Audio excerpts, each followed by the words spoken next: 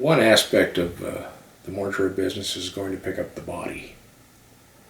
And when someone dies in the hospital, you go in, and lots of times they'll take them to the morgue, which is nowhere near the room, but in the evening especially, you go right to the room and pick them up.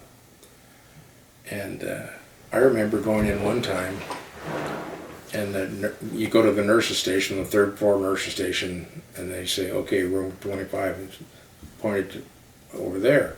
And normally they draw the curtain around the live person, and the dead person is right there. There's two people in the room. So you roll the cot right by the bed, right by, and they have a pull sheet. You take the sheet with, slip them over onto the thing, and one person can do it pretty easy.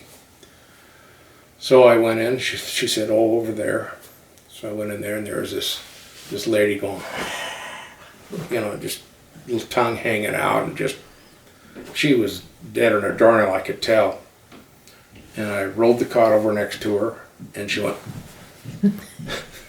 she had been sleeping, so I backed out of there really quick. Went back to the nurse station. They're there. Yeah, we pulled the curtain around. I said, oh, okay. So that was the one. The one behind the curtain was dead, not the lady. Another time, this one fellow was telling me about when he went to Sunrise Hospital. He went in, and they said, it's over here, and it was one of those critical care units. There were 4 or 5 people there. And they were having an emergency, and they said, this one over here.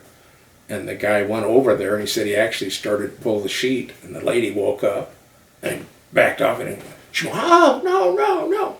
And so then they came over and said, well, it's this one right here. And so he went over and got her and left. Later that night, he went back, and it was in the same area. Someone else had passed away.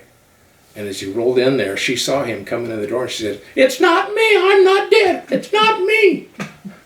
So he was telling me all about that. It didn't happen to me, but I can imagine that, someone would be like that.